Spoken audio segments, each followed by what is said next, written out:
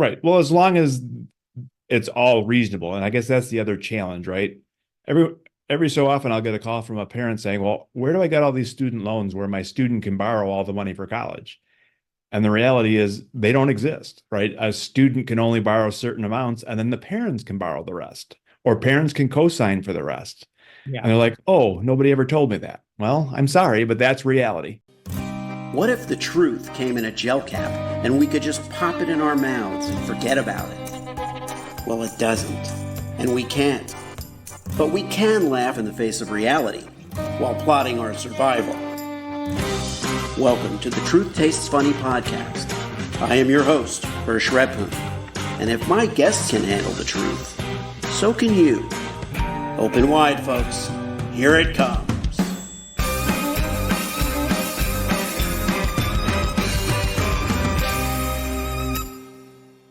For over 20 years, today's guest has shared his expertise and insights through his private practice as a blogger and host of the Taming the High Cost of College podcast, and as a presenter at numerous workshops and seminars. Brad Baldridge, he is one of the nation's leading college financial experts, and it's exciting to have him with us today on Truth Tastes Funny, because if there's anything that tastes funny these days, it is the truth about the high cost of college. So, Brad, welcome to the podcast. Hi, thanks for having me.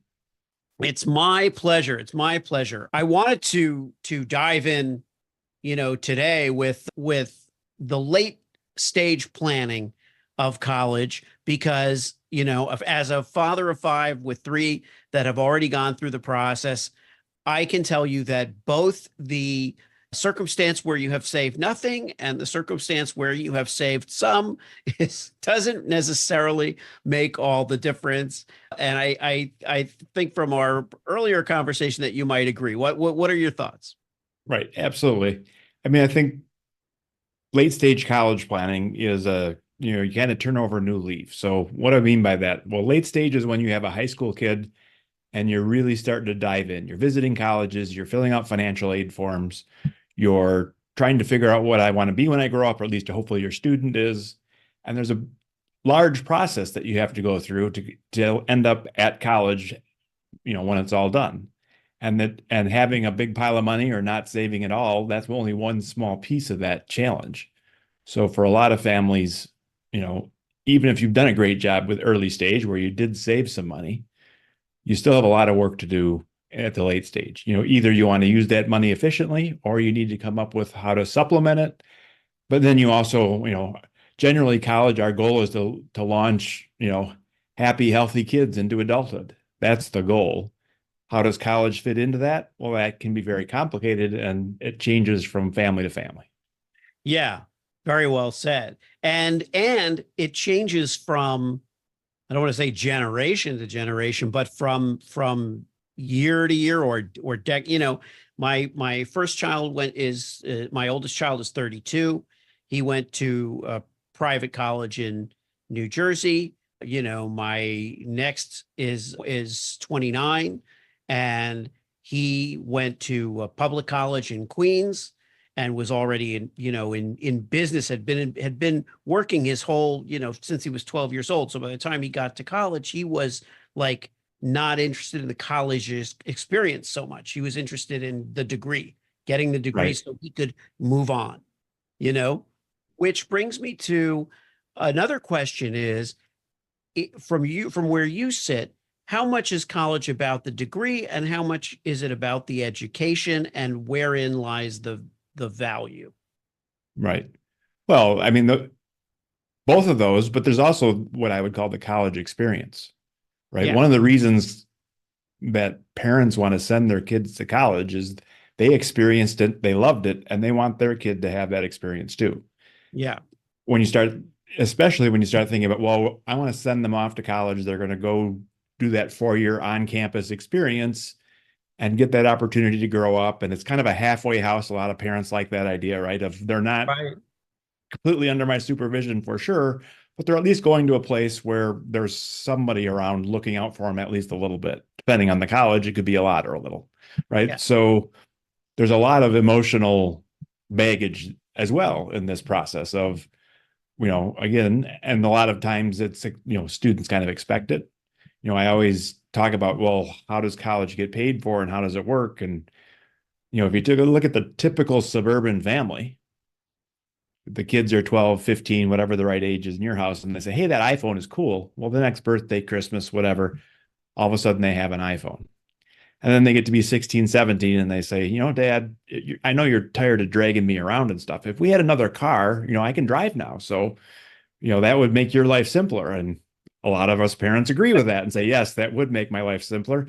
And that used car shows up in the driveway.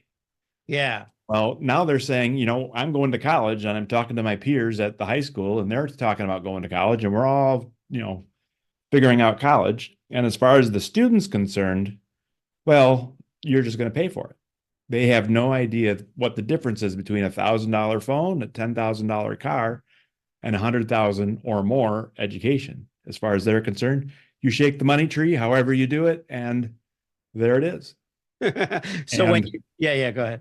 Right. And a lot of parents are saying, and I like it that way, right? I'm intentionally insulating my kids from the, money's tough and life is hard kind of side of it because, I worked really hard when I went to college and I worked 4 jobs and it was so stressful. I want, the complete opposite for my kids, and that's, again, some others are just the opposite, right? I worked really hard and they're going to work really hard because I think it builds character. And none of these are right or wrong answers. And then that's why I think people need to really understand that there's a lot of different paths and ways and rules that, some families will want and other families will not.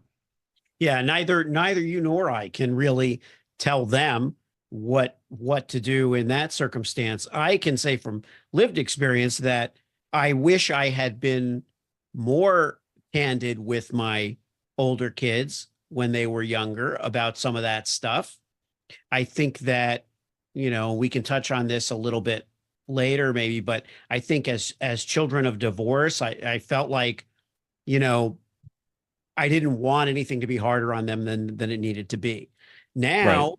with the 2 younger kids from my current marriage, I feel like I want to be more candid with them because I know the value of being candid and I know the value of on their development of being at least putting some responsibility on them and having them learn those things. And then, but then we default to not wanting to do, it's a very challenging thing. And it's interesting in the context of preparing them for college because like we're talking about here, a lot of what we seem to do is trying to prepare ourselves for the Yes. cost, Oh, but yes. not necessarily preparing them in terms of responsibility, Mhm. and it's not necessarily just financial responsibility. I'm not intending to make my kids pay for college if they want to go to college, right? And most kids do, but I do feel like there's an emotional maturity and an intellectual maturity as well as far as what to expect in terms of taking care of yourself and all that Oh, stuff. yeah, absolutely. Right. Yeah. So like you, I have a couple kids in college and one younger. And, you know, my daughter, the youngest, is talking like she wants to go very, very far, right? She wants to go to the East Coast. We're in the Midwest. At least that's the way she's talking. Yeah. But the reality of it is I can't imagine her being by herself in a city far, far away. And Yeah. it has a lot to, as an example, up until very recently, if she wanted a Starbucks coffee, I had to order it. She would not be willing to go talk to, and order her own coffee. So, I mean, I used it to my advantage, right? It's like, oh, you want a coffee? Go order it. Well, I can't do that. Well, then I guess you can't have coffee. I went But through that too. How old is she? she's 17 now and she's starting to come out of her shell. But Oh, I I see. mean, Yeah. she's got a Well, long ways to go. but I went through that a couple of years ago with with one of mine, where that and literally that same thing, the ordering thing, Right. Starbucks or being at a hotel, being on vacation or something, and say, and having her do the same thing and say, "Oh yeah, go, can you go get me this or go get my friends this?" And I was like, "What are you guys two? like Mhm. at home. I'm not always there with you. So, Right. what do you do? Well, one of them does it or whatever, the same thing. Yeah, so that's something too. It all it all seems to blend together into one issue. In other words, money is one thing, college expectation is another, maturity is yet another, grades are another. Mhm.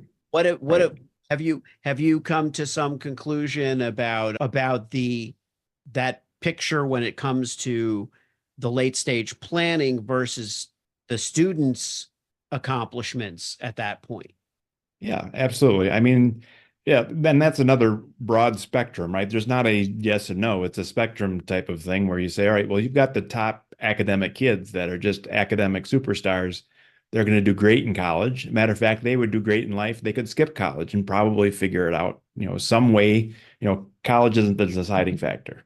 On the other end of that spectrum, of course, there's the kids where college really isn't a good fit. They're likely to be the kids that don't finish and end up with a bunch of debt and so forth, but no degree. And it's the ones in the middle where I think, going to the right college with the right situations can be very transformative. And I'll talk to parents all the time that say, well, I went to this particular small school and they took a liking to me and I took a liking to them and it changed my life because Yeah. they cared, et cetera, et cetera. And I want for that for my kids. Well, I mean, great. Hopefully it will happen that way, but not necessarily, right? Does it always work out that way? No. I've heard other stories that are complete opposite of that, of course.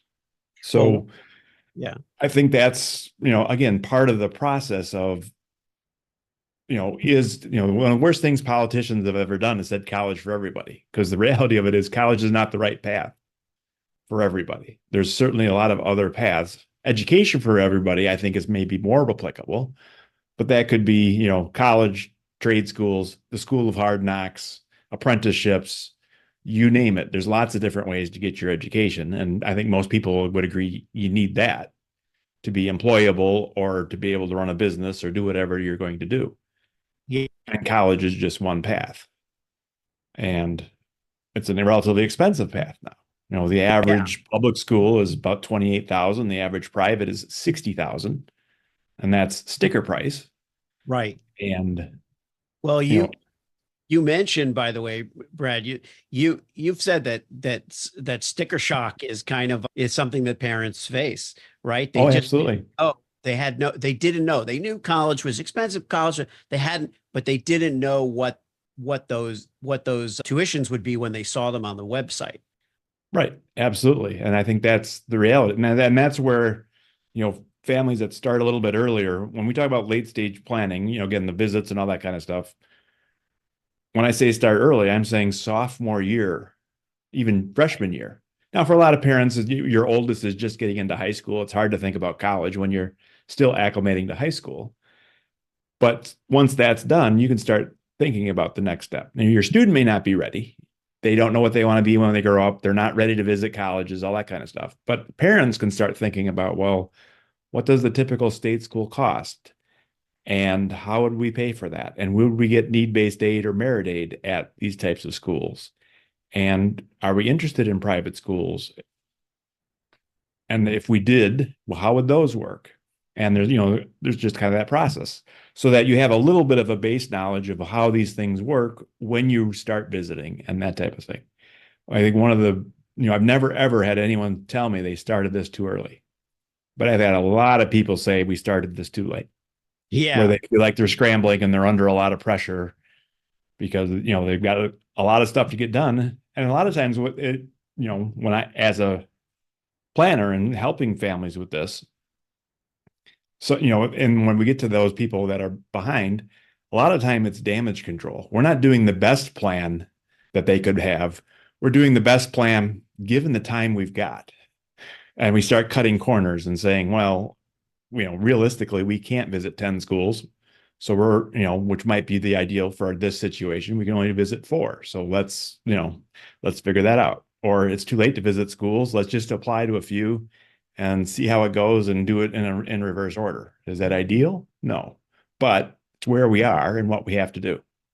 Well, nothing, first of all, nothing is ideal. I mean, ideal is ideal, but nothing ever happens that way. I think what occurs to me as I reflect on, visits to colleges and some children. See, that's the other thing I should say is really they're not children. They are our children, but they're not little children. Right. They've achieved and also hopefully demonstrated a certain amount of maturity, responsibility at this point. What about one of your children says at sophomore year or junior year, I've already decided I want to go to a certain university for whatever reason. I don't need to visit other schools. What do you, Right. yeah, what do you think about Right. Well, as long as it's all reasonable. And I guess that's the other challenge, right? Every every so often I'll get a call from a parent saying, well, where do I get all these student loans where my student can borrow all the money for college? And the reality is they don't exist, right? A student can only borrow certain amounts and then the parents can borrow the rest, or parents can co-sign for the rest.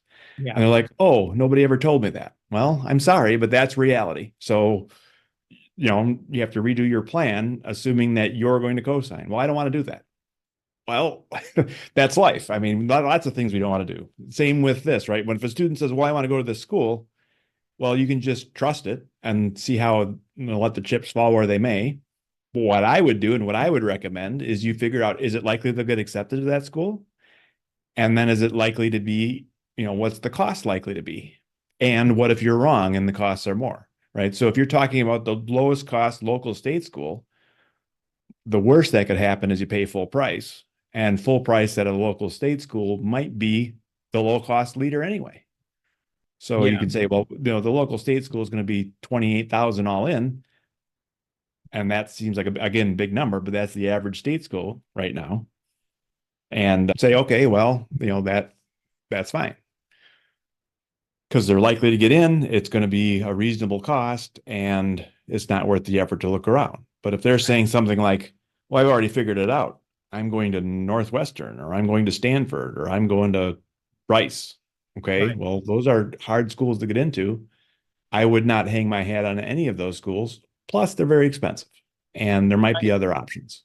And, what's the reality? I've had parents say, I've got a really smart kid. He gets mostly A's and B's. Okay. Well, that's one version of really smart kid. But there's the other one that says, I've never gotten less than an A. Well, and then you can one up that and say, I've never gotten less than an A, and I've been taking all kinds of AP courses and all kinds of college prep, hardcore, I've taken calculus. Right. Well, then you got the really smart kid. I took calculus in 8th grade. I'm taking my math at the local community college. I'm in Calc 5 right now. And I'm wondering what I'm going to, that's the really smart kid. So it's all relative. And I think Really that's the smart challenge. kid, a really Right. smart kid isn't taking any courses because they look here. I have one of my really smart kids. Watch out for those wires. Watch out for those wires. Okay, you can come here for 1 second. You can just come here for. Oh, she's got a Yale shirt on. Oh, There you yeah, go. for advertising. That's really funny. See, I have my new background, so I don't know that you're kind of appearing like an apparition. Yep, All right, there we go. Yep. there you go. I felt it was appropriate. That's the youngest. She's going to be 10. So, Mhm. and I don't know where she got the Yale shirt either because nobody in our family went to Yale. So I Yes. don't know. But again, this is what I was talking about where like the conversations about college, I think as a parent that the more information you have as a parent and the more you've processed it before sharing it with children, this applies to everything across the board, the the better off you are. In other Right. words, have a discussion, with your partner, have a discussion with whoever is relevant in the situation, and then have the discussion with the children. Don't have things like on the fly discussions Yes. on the fly. That's my thought. Right. Wanted to Absolutely. uh Another point there is actually ahead. have the discussion with your partner. A lot of times we have this, I'll have a meeting with parents and one of them will say things like college, paying for college was so stressful and all that kind of stuff. I'm going to pay for everything. And the other parents look at me and I'm saying, are you crazy? We're not paying for everything.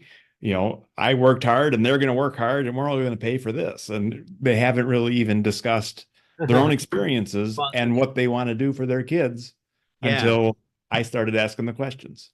Well, I'll And just have the parent that wants to pay for everything get in touch with me, and they can pay for the next two.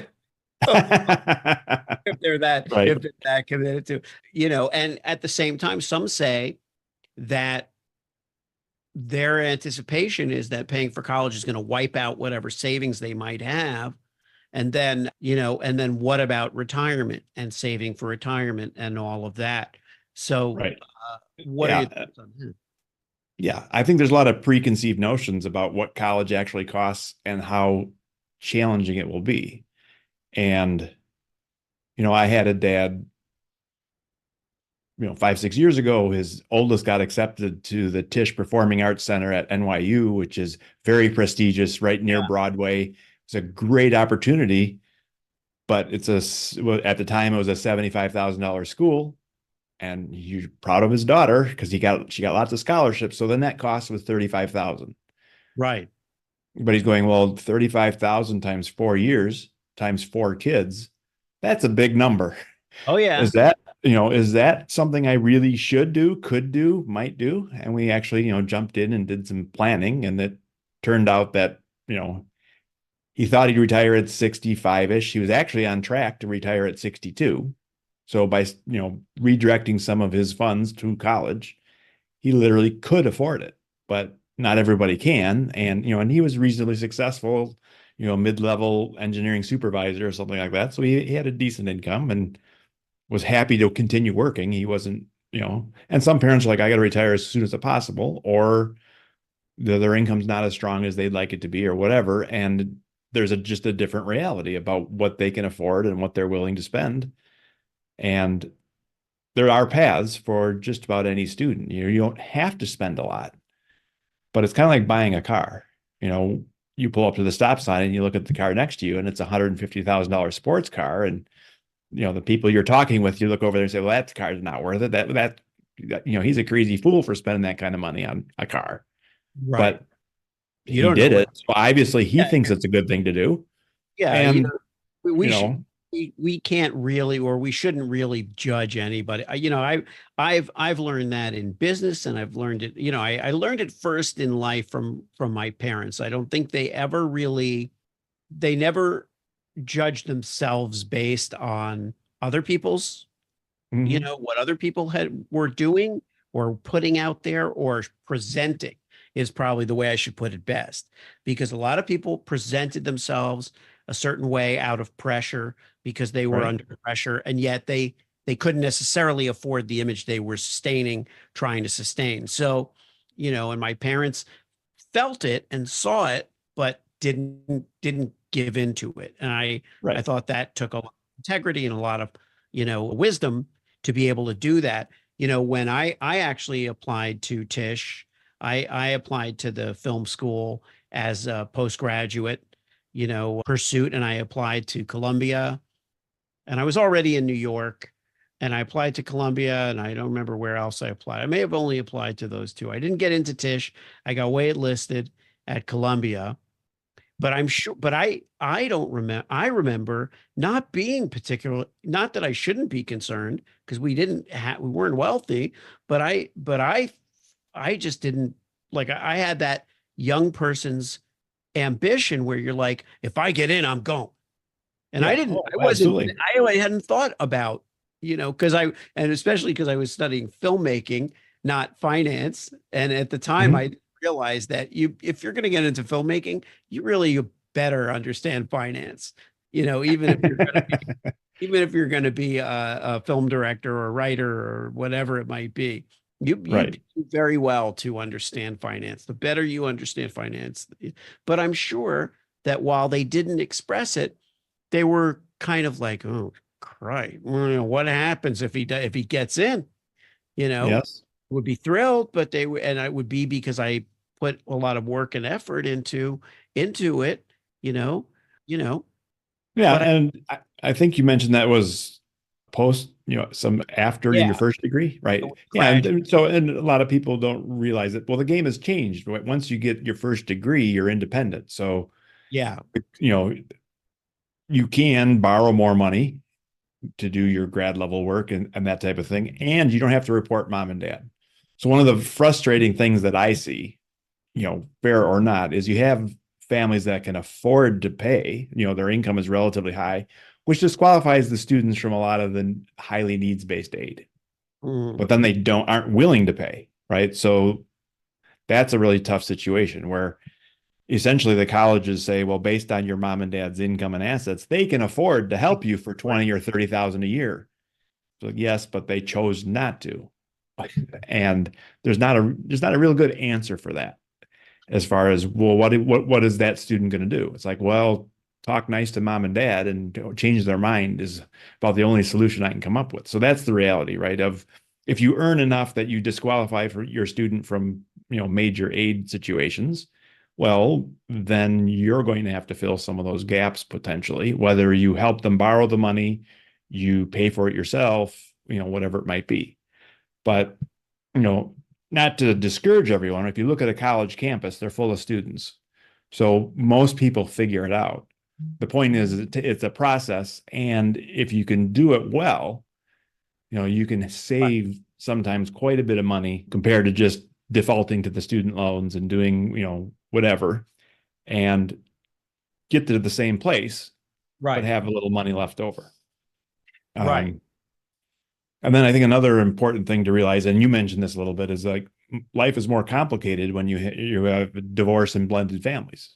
Right. Life's more complicated when you have really strong students that could go to just about any school or are looking at the high-end schools that are very expensive. Life's more complicated when you own businesses and your cash flow is complicated, where, and again, for financial aid purposes, I've had business owners say, well, what should my AGI be? I'm the boss. I can control my income to some extent. Should I make it higher or lower? So you've got opportunities, but because you have those opportunities, it's more planning and more work to say, and you have to do it early enough to make a difference. Right. Well, for edification of the audience in terms of divorce, when parents are divorced, what are some of the who pays for college? How do you figure out who's going to pay? And what happens if a parent remarries? Right. Yeah. So there's a couple of different aspects to that. So one is financial aid. So in a financial aid, they tend to look at what I call the primary parent, which is often the custodial parent, but not always. So they tend to look at one parent, and if that parent is remarried, then the new spouse, and they kind of ignore the other parent. Now that's for the FAFSA and the federal financial aid. Many colleges use the CSS profile, which is an additional financial aid form, and they get that form from both parents and all new spouses. So they look at everybody. So that's one reason it's more complicated, right? For at these schools, it's just one of us, and at these schools, it's both of us, and that could dramatically change the financial picture depending on, what each spouse earns and what each spouse has, and what additional new spouses are in the picture as well, of course. So that's one complication. And then as far as who pays for it, well, now we start getting into some complications of, I worked with parents that I call them holding the college bag. In other words, they've kind of are paying for college because they know, the other parent will not or cannot or whatever it might be. So as far as they're concerned, it's going to have to be their problem, whether they like it or not. Sometimes they're also playing chicken, right? Where one parent, sometimes the family politics or the slighted spouse or the hurt parent and all this says, well, I'm just not willing to pay because we're estranged now. So, or whatever, right? So all those kind of things happen. Yeah. But I've also worked with families that we're going through a divorce. Our kids are close to college or in college, and we want it to work out as best we can for them. So, we do have this bad situation. We're going through a divorce, but how do we make lemonade out of these lemons? And, there's one good thing that comes out of it sometimes, in that you can potentially qualify for more aid or make college a little less expensive. And if you bake it into your divorce planning, then sometimes it's like, well, this person's going to own the college savings instead of that, because then we report it or we don't report it, or it makes it so that we can do this or we can do that. And when we divide the assets and when we just, that can be factored in. But, the other important thing to realize is college is so far mostly a voluntary thing, right? Parents aren't required to pay for college, Right. whether you're married or divorced. Now, there's been a few lawsuits apparently that were successful where students have sued divorced parents and kind of forced them to pay. Well, yeah, I think I have a friend. I have a friend who suggested that couples should be doing divorce planning very early on in the marriage. And in seriousness, he had said, he feels that having gone through it there's always that thing where if you have a friend who's going through a divorce and you go out with them for a drink because they need misery loves company, they want it, or you've Right. been through it and you want to kind of console them and help them. And he said to me, I really think that we should impose like automatic dissolution of a marriage divorce at 10 years. And if the couple decides that they want to continue, awesome. But but it would be so much easier if the end of the marriage were just baked in. And as funny as it sounds, it would kind of address a lot of things, wouldn't it? To Right. just kind of have that notion as not even an option. And it was wise to say, it's not like I want it to be an option. The option should be to renew, Mhm. re-up. Yeah, well, exactly. Well, another interesting thing around divorce too is because college is all voluntary, a lot of advice that parents get from their attorneys and other professionals is we don't want to talk about college and we certainly don't want to put anything in writing because as soon as we put it in writing, then we have to do it. Right. Well, because of that, then it's almost like the advice was, well, we'll fight about that later Mm-hmm. because there was no clear, you know, decision. And I get into you see situations like, I've been paying all this child support for all those years. Why wasn't some of that money saved for college? And on Yeah. the flip side, of course, the person that received the child support says, well, they make so much more money than me, they could just pay for college.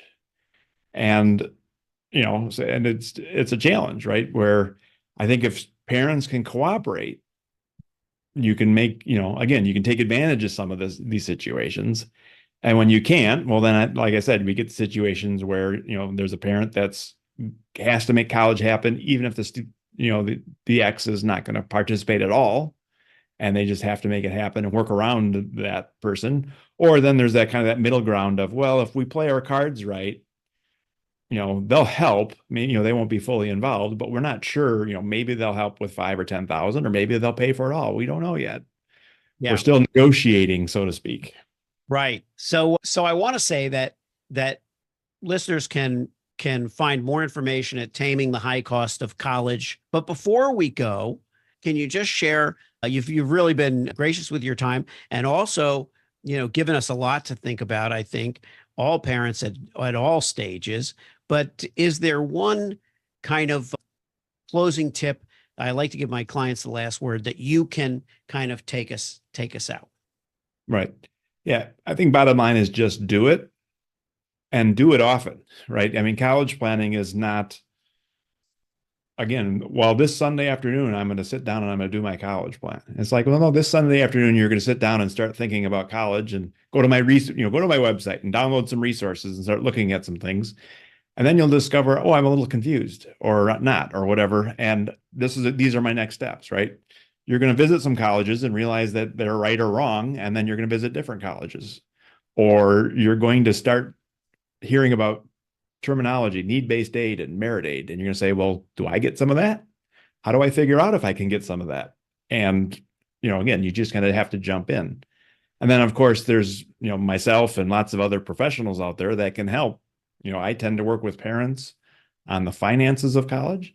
There's professionals that will help students figure out what they want to be when they grow up. They'll help them write essays. They'll help them, test prep and test planning, building a school curriculum. If you're going to a private school, you may already have those, the people that help the students are already paid for potentially right at the school. You just have to plug in and take advantage of them. And certainly there's, counselors and teachers and all that kind of stuff that are available as well. So that's another step that, but again, just do it is what it really boils down to. And start earlier than you need to, because if you stretch it out, it's pretty easy to say, well, we've done all we can do. We're just have to wait for the, 6 months or a year to do the next step versus, oh my God, we've got all this to do and so little time to do it. Thanks so much for tuning into Truth Tastes Funny. If you enjoyed the experience, please leave a 5-star review and share this podcast with your friends.